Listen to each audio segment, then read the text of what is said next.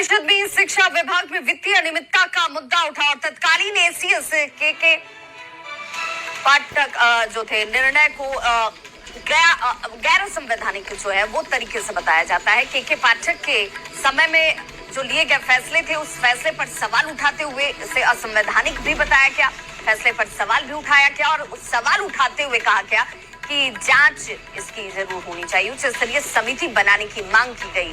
संजीव कुमार सिंह की तरफ से इस मामले को उठाया गया। बेंच डेस्क और थाली खरीद में घोटाले का आरोप तक लगाया गया। सदन में बैग दिखाकर सबूत तक पेश किए गए।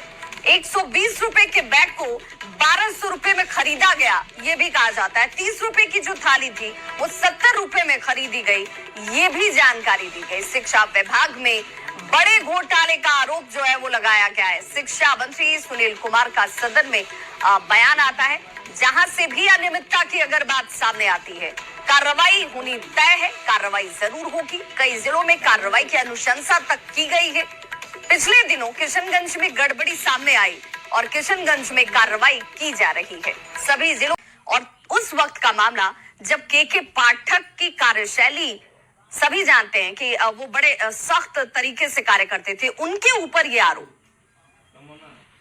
जी बिल्कुल, देखिए जब भी के पाठक अपने कार्यकाल के दौरान रहे, शिक्षा विभाग में बड़े सुधार किए जाने गए। उन्होंने कड़ाई की, कई सुधार भी किए, कई सवाल भी खड़े हुए। आज जब वो उस पद पे नहीं है तो विधान परिषद के अंदर एक सवाल आया जिसमें जो भी उनके कार्यकाल में जो अनियमितता की बात कही गई, कहा गया कि जो भी बेंच डेस्क थाली या बैग खरीदे गए हैं उसमें बड़ी अनियमितता हुई है और जो सामान्य रेट है उससे ज्यादा रेट में खरीदा गया है और शिक्षा विभाग में बड़ा घोटाला हुआ है। ये तमाम लोगों के द्वारा कहा गया और सबसे बड़ी बात है कि ये सवाल जो है वो संजीव कुमार सिंह ने, जदयू के जो एमएलसी हैं उन्होंने उठाया है, किसी विपक्ष ने नहीं उठाया। तो उनका कहना था, सदन में वो बैग भी लाए और उन्होंने प्रमाण के तौर पर दिखाते हुए कहा कि इसे स्टेशन पर कल मैंने बनवाने की बात कही थी, जिसमें 150 रुपए बनवाने की बात कही गई थी, क्योंकि 1200 रुपए में स्कूलों में दिया गया है। तो इसके लिए विधानसभा की एक कमेटी बनाई जाए और जांच करवाई जाए।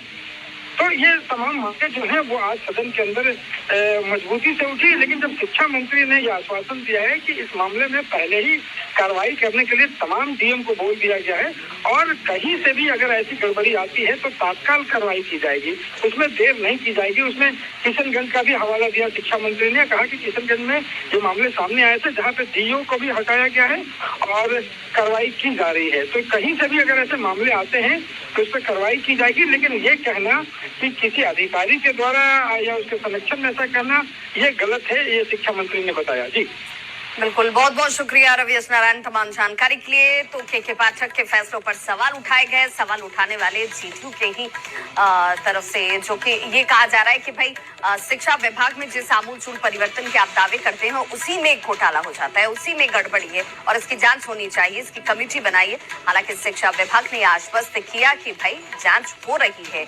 डीएम को निर्देश भी दिया गया, अगर कहीं से कोई खामी होगी तो कार्रवाई जरूर होगी।